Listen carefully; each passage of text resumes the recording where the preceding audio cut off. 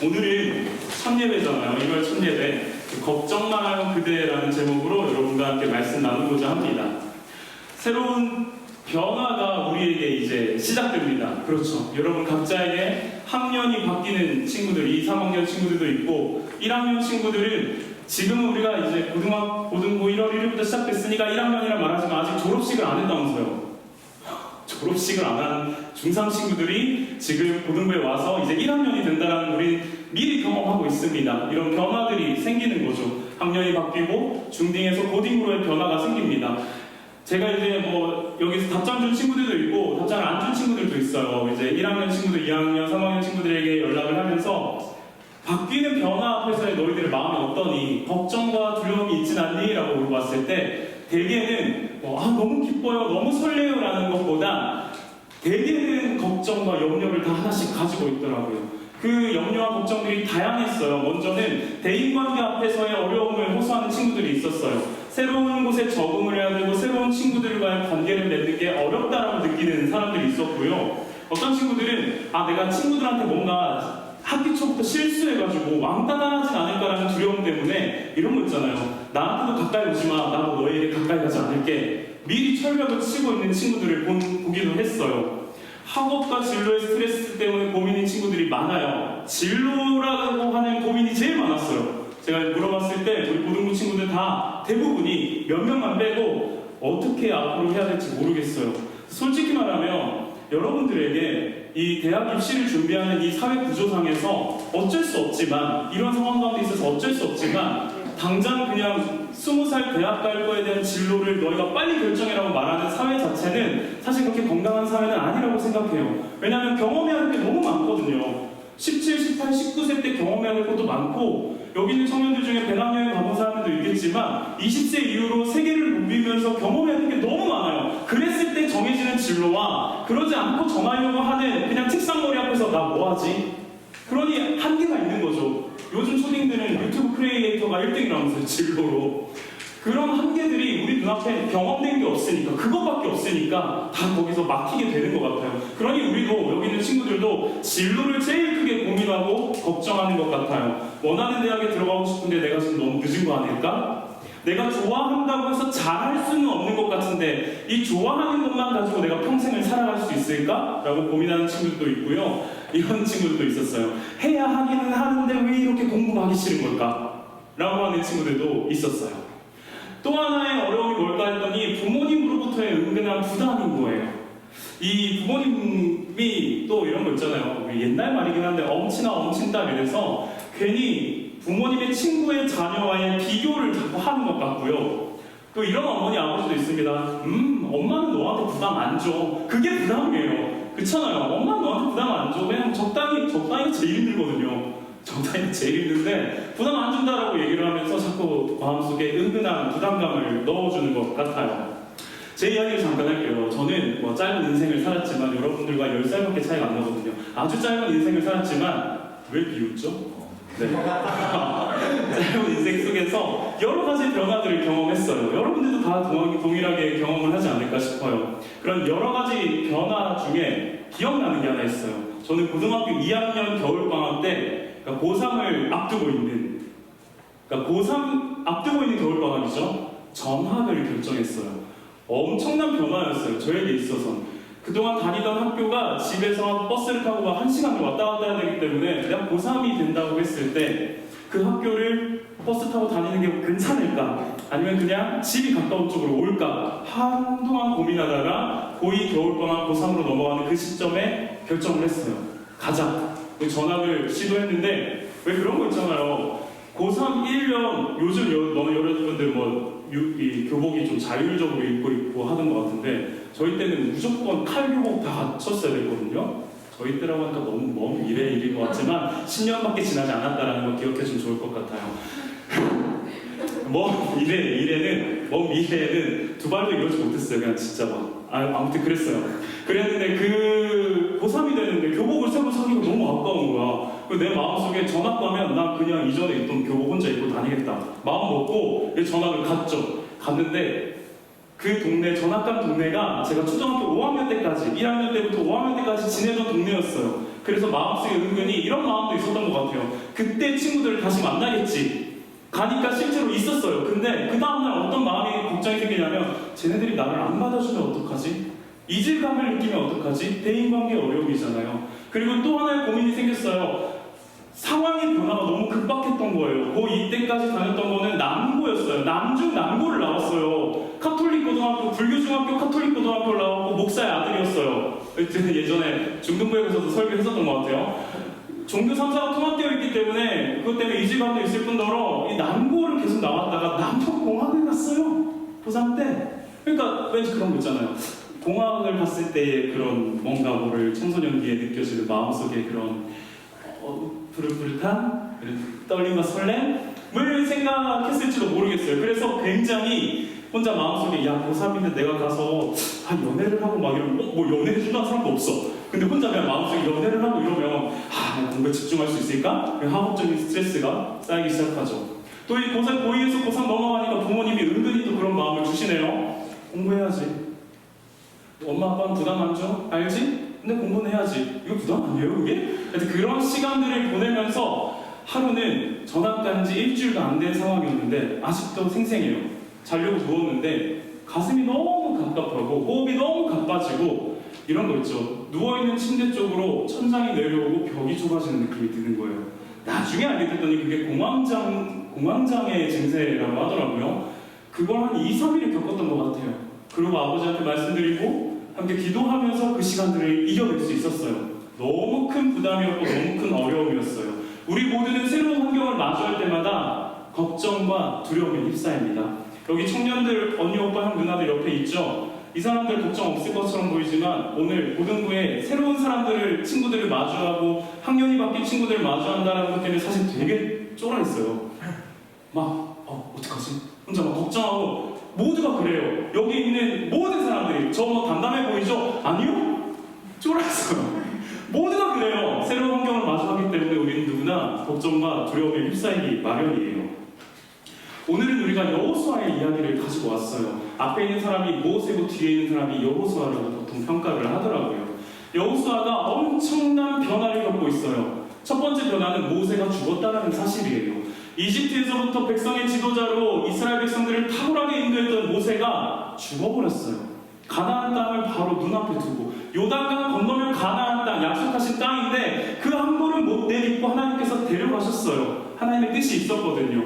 그러니 여호수아에게 이런 생각이 들겠죠. 과연 내가 그 모세님 대신에 이 역할을 감당할 수 있을까? 과연 내가 하나님께서 이 나를 지도자로 세우신다고 했을 때 백성들이 나를 인정해 줄까? 이런 두려움과 걱정 없었을까요?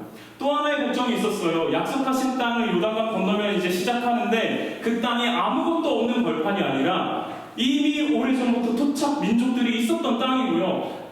한참 전에 여호수아와 갈렙이라는 사람이 12정탐꾼이 되어서 정탐을 해보니까 어마무시하게 위험하고 위협적이고 무서운 종족이었던 거예요. 가면 그냥 그들 앞에서 우리는 그냥 메뚜기에 불과하다, 밥이다 라고 생각했었던 종족을 이제 요단강 건너면 마주해야 돼요. 하나님께서 그들을 향해 전쟁을 선포하라고 하시거든요. 그들의 죄가 하나님 앞에 와닿았기 때문에, 하나님을 계속 거부하고 있었기 때문에 이스라엘 백성을 통해서 어떻게 보면 심판을 하시는 거죠. 그런 전쟁을 눈앞에 두고 있으니 얼마나 무서웠겠어요.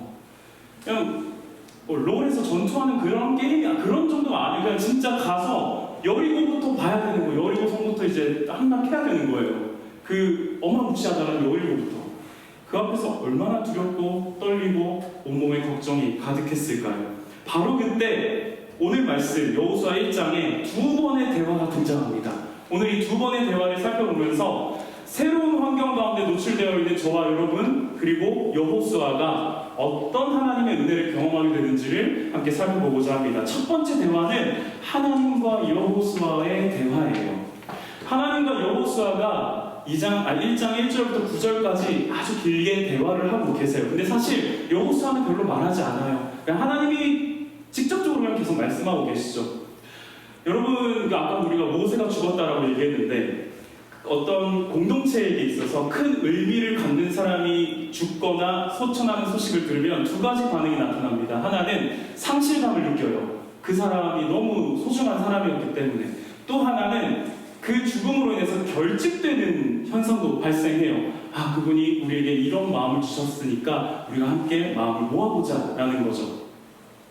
말씀을 잠깐 한번 보도록 하겠습니다. 제가 빠르게 읽어볼게요. 주님의 종 모세가 죽은 뒤에 주님께서 모세를 보좌하던 눈의 아들 여호수아에게 말씀하셨다. 나의 종 모세가 죽었으니 이제 너는 이스라엘 자손 곧 모든 백성과 함께 일어나 요단강을 건너서 내가 그들에게 주는 땅으로 가거라. 내가 모세에게 말한 대로 너희 발바닥이 닿는 곳은 어디든지 내가 너희에게 주겠다. 광야에서부터 레바논에게까지 큰 강인 유프라테스 강에서부터 햇사함의 땅을 지나 서쪽의 지중해까지 모두 너희의 영토가 될 것이다. 네가 사는 날 동안 아무도 너의 앞길을 가로막지 못할 것이다. 내가 모세와 함께 하였던 것과 같이 너와 함께하며 너를 떠나지 아니하며 버리지 아니하겠다. 굳세고 용감하여라. 내가 이 백성의 조상에게 주기로 맹세한 땅을 이 백성에게 유산으로 물려줄 사람이 바로 너다. 오직 너는 크게 용기를 내어 나의 종 모세가 너에게 지시한 모든 율법을 다 지키고 오른쪽으로나 왼쪽으로 치우치지 않도록 하여라. 그러면 내가 어디를 가든지 성공할 것이다.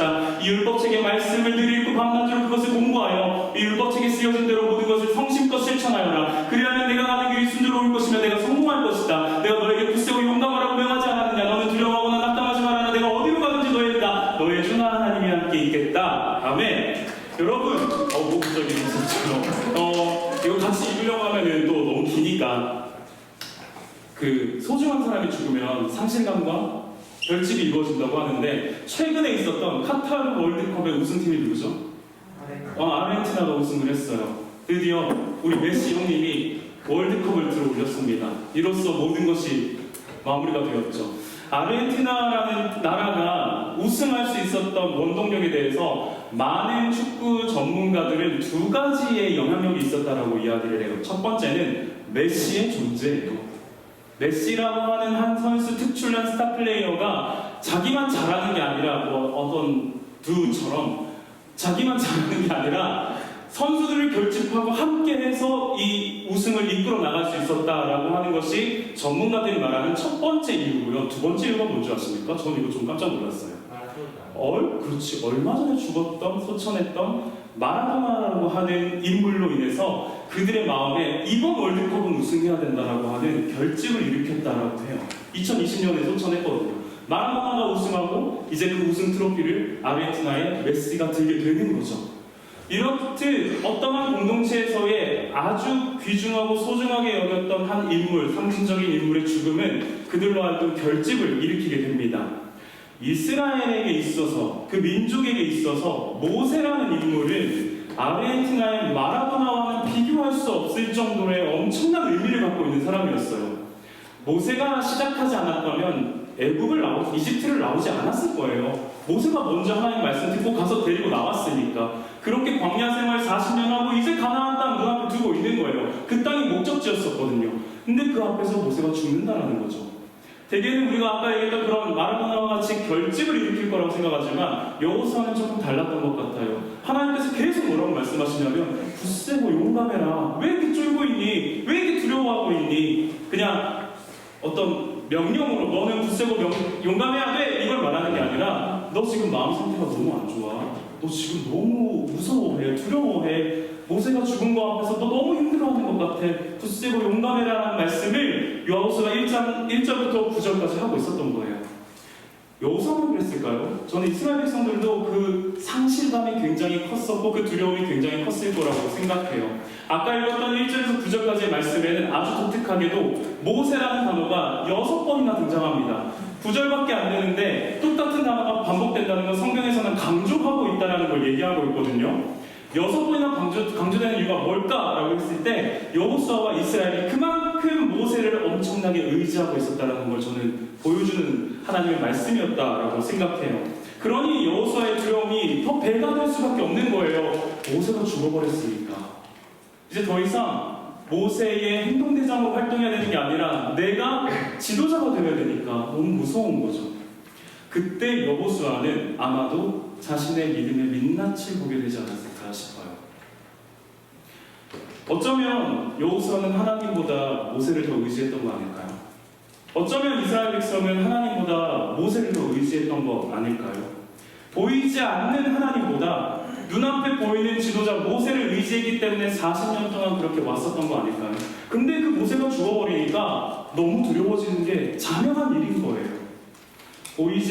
보이는 모세가 사라져 버리니까 그 나타났던 두려움과 혼란을 통해서 여호수아는 자신의 믿음이, 하나님을 향한 믿음이 없구나, 와 완전 민낯이구나라는 것을 깨닫고 느끼게 되는 거죠. 그때 하나님께서는 그 상황 그대로 내버려두지 않으시고요, 오늘 말씀에서 여호수아의 믿음의 대상을 교정하세요. 안경을 끼면 우리가 초점이 교정되잖아요. 믿음의 대상을 교정하시는데 굉장히 더 많이 발견되는 단어가 있습니다. 바로 내가라는 단어가 계속 등장해요. 9번이나 등장해요. 모세 6번 등장했는데 너 모세 그동안 의지했던 거 알겠어. 근데 이제는 내가 해줄게.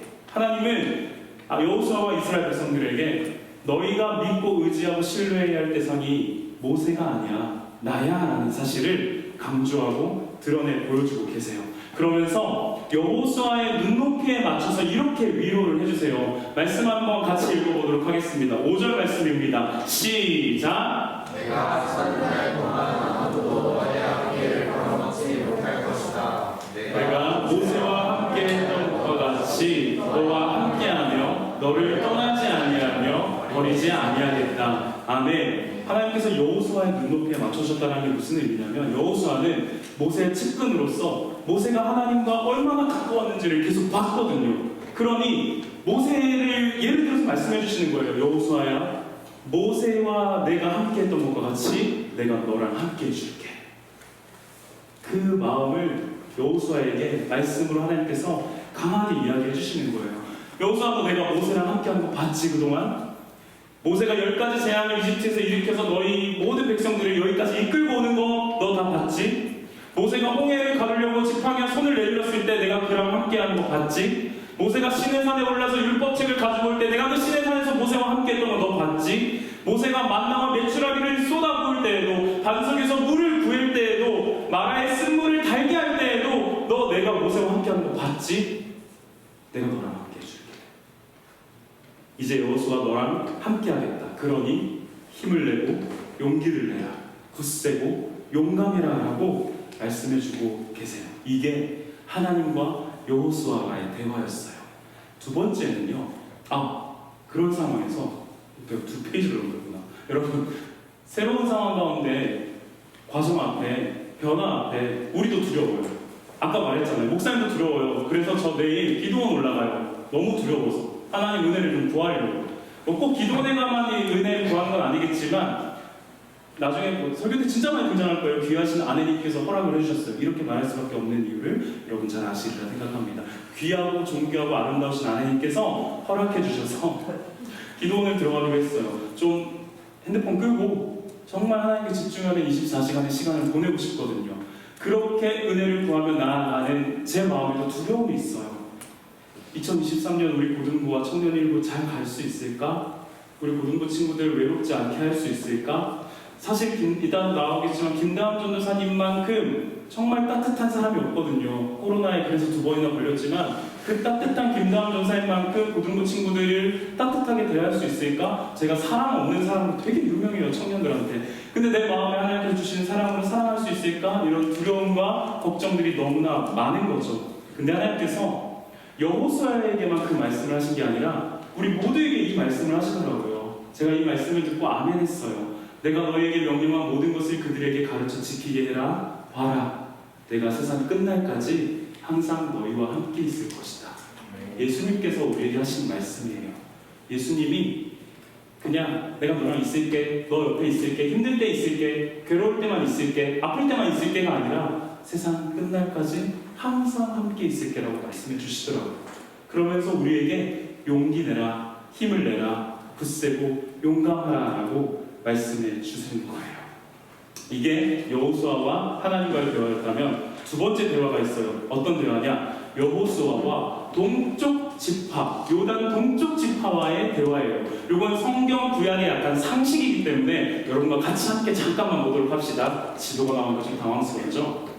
여호수아와 이스라엘 백성들이 여기 이 요단강이거든요. 여기 요단강 적혀 있잖아요. 똑같은 지도예요. 요단강을 기준으로 해서 이제 이 가나안 땅을 향해 전쟁을 시작하는 시점인 거예요. 그럼 여기 있어요, 지금 1번. 여기 있는데 여기서 이제 여리고를 향해서 첫 발을 내딛기 직전에 지금 이 말씀이 있는 거고, 요단 동쪽 지파가 뭐냐면 이 요단강에 르우벤 지파와 갓 지파와 므낫세 지파 반쪽짜리가 있었거든요.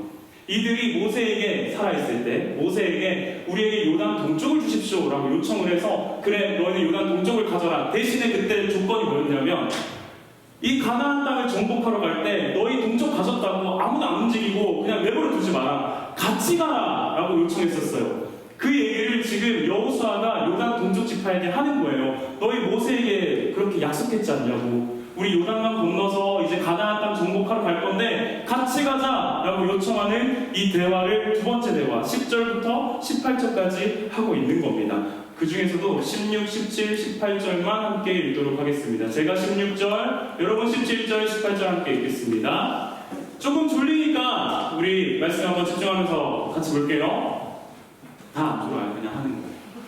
그들이 여호수아에게 대답하였다. 지금 우리에게 명령하신 것은 무엇이든지 다 하고 어디로 보내시든지 그리로 가겠습니다. 우리는 모두 모세에게 묵정하였던 것 같이 모세의 뒤를 이어 우리의 지도자가 되신 분께로 복종하겠습니다.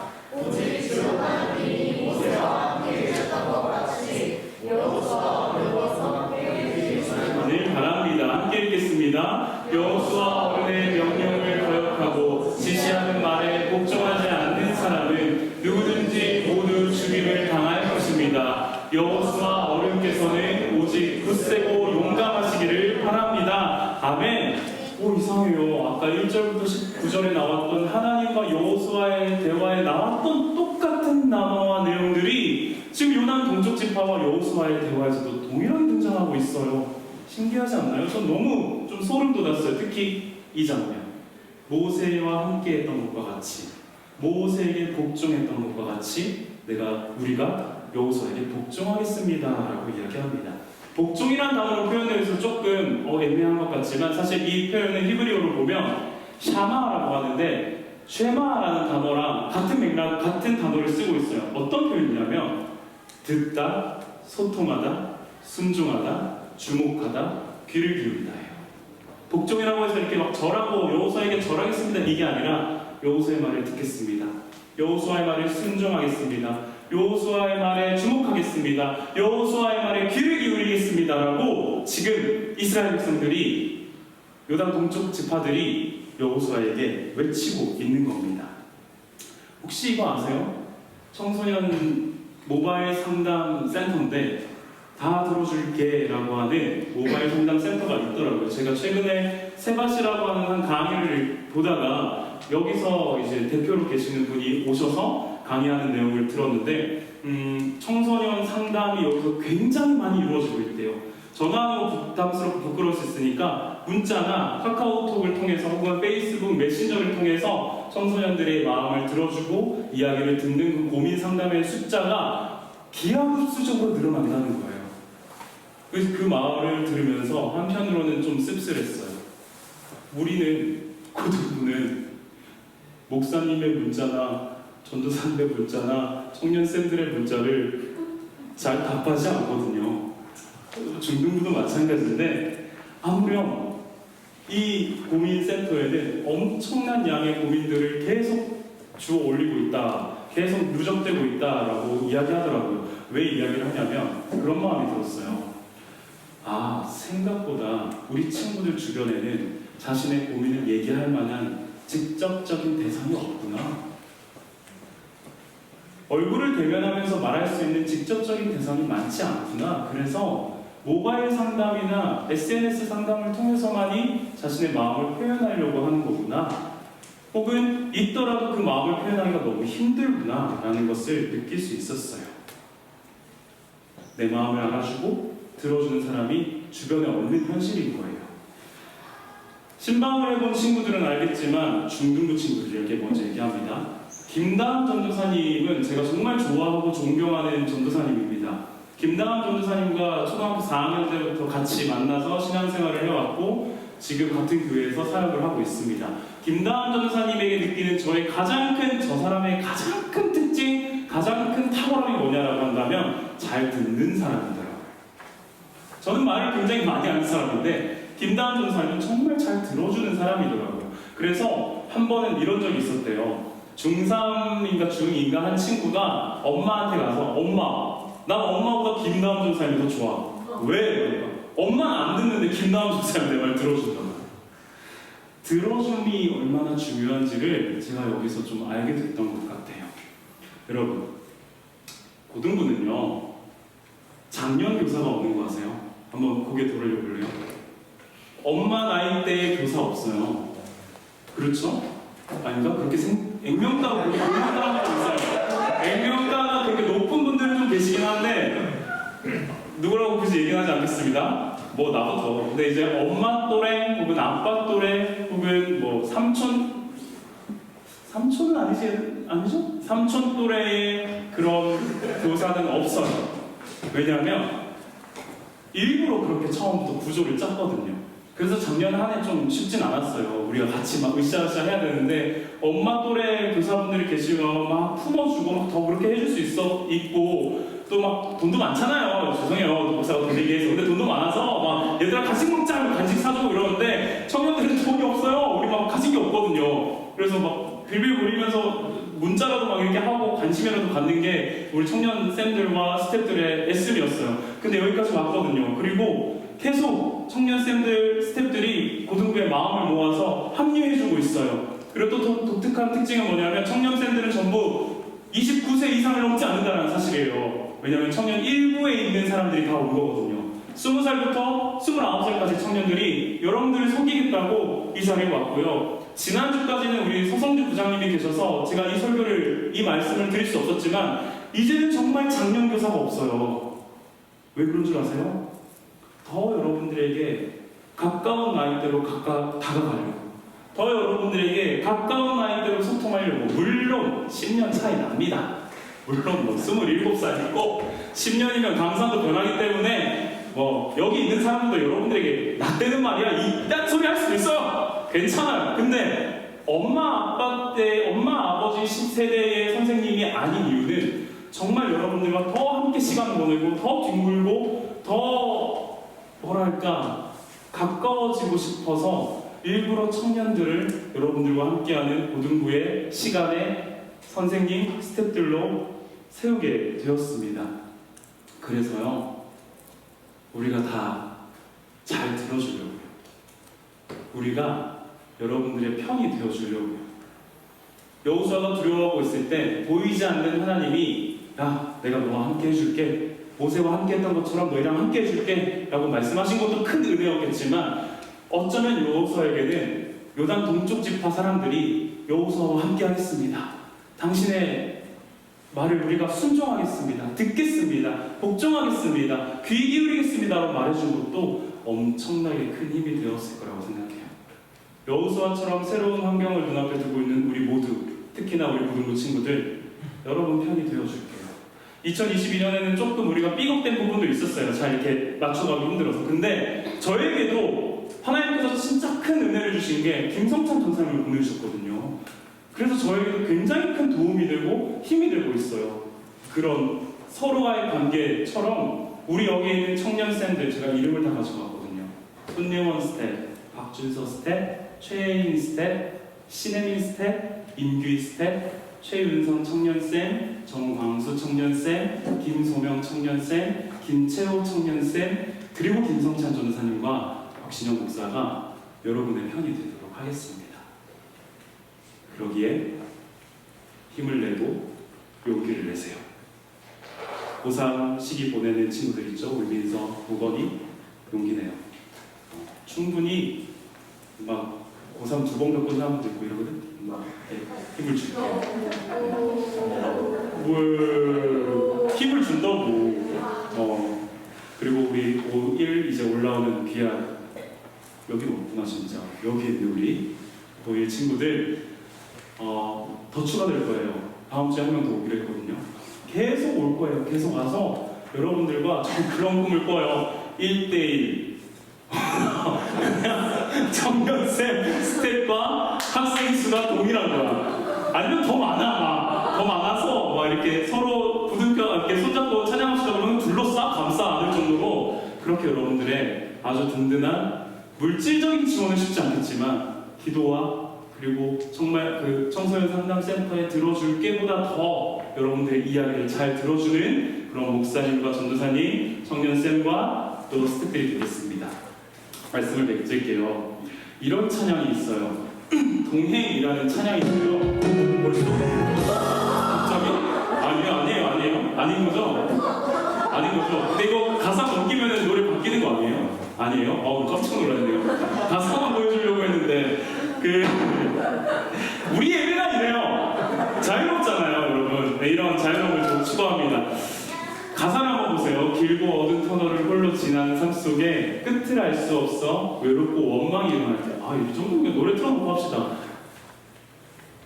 나와라. 길고 어두운 터널을 홀로 지내는 삶 속에 끝을 알 수 없어서 우리의 마음이 외롭고 원망이 일어날 때, 내가 하는 모든 것 희미해지고 어두워서 살아 만져지는 것조차 나에게 느껴지지 않는데, 또 내가 알고 있는 모든 것이 옳다라는 확신도 없고 우리가 가는 그 길이 바르다라고 하는 확신도 없을 때, 보이지 않아서 명확하지도 않고 만져지지도 않는 그때, 그 길 위에 있을 때 두려워하지 말고 포기하지 말라는 찬양의 가사예요. 그러면서 그러면 이렇게 나와요. 힘을 내요. 당신에게 힘이 될게요. 혼자 있는 듯 하지만 그거 아니라고. 너희 곁에, 여러분 곁에 우리가 있겠다고. 그래서 우리 같이 용기 내서 걸어가자고. 이걸 왜 이름이 적혀져 있을까요? 불러주려고요. 어떻게? 저는 다 나와서 하는 거예요. 한번 우리 청년쌤들, 스태프들 나올 때 박수 한번 주세요. 우리 되게 용기 낸 거거든요. 우리부터 용기 낸 거예요. 근데 여러분들에게 이 찬양을 꼭 들려주고 싶습니다. 같이 한 번 더 찬양 틀고, 네, 주섬주섬 챙겨서 빨리 나오세요. 우리 친구들 이렇게 오랫동안 기다려주는 사람들 아닙니다. 네. 그리고 여러분, 이거는 저희가 지난 금요일에 기획을 해서 오늘 아침에 한번 연습해보고 이제 서는 거라 좀 두렵고 떨리지만 잘 들어주세요. 이거.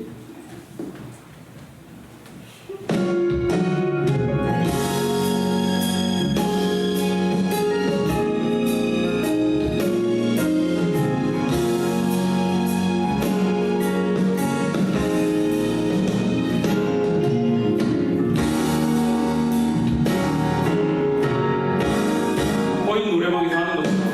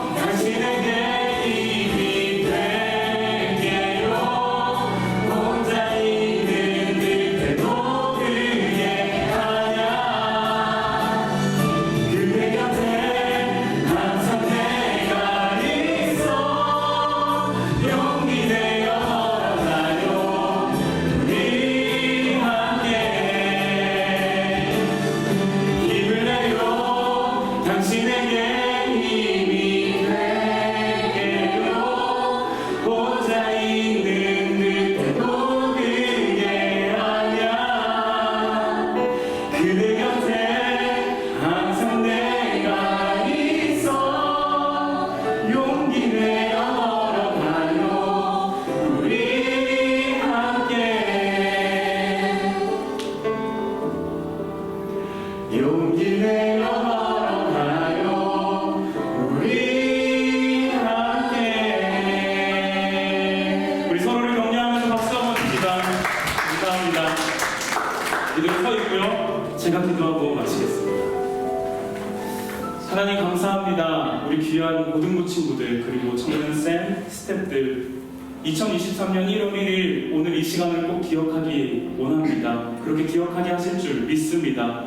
두렵고 떨리는 새로운 변화 앞에서 여호수아를 하나님께서 말씀하시고 함께 하신다 약속하시며 그 요단 동편 지파를 통하여 동일하게 용기와 힘을 허락하셨던 것처럼 오늘 이 시간 하나님이 우리와 함께 하신다라는 세상 끝날까지 너희와 함께 하신다라는 그 말씀과 더불어 우리 귀한 청년쌤들과 또 스태프들이 우리 친구들과 함께 하겠다라는 이 다짐의 고백처럼 하나님 우리가 앞으로의 시간들을 지나며 살아갈 때마다 서로를 의지하게 하시고 서로를 향하여서 힘을 내게 하시고 서로를 격려할 수 있는 그런 고등부 공동체가 될 수 있도록 주님이 인도하여 주옵소서. 참 마음이 어렵고 힘든 시대를 살아가고 있습니다. 그러나 하나님께서 우리에게 늘 새 힘을 공급하여 주시고 말씀과 같이 평강의 평강을 허락하여 주옵소서.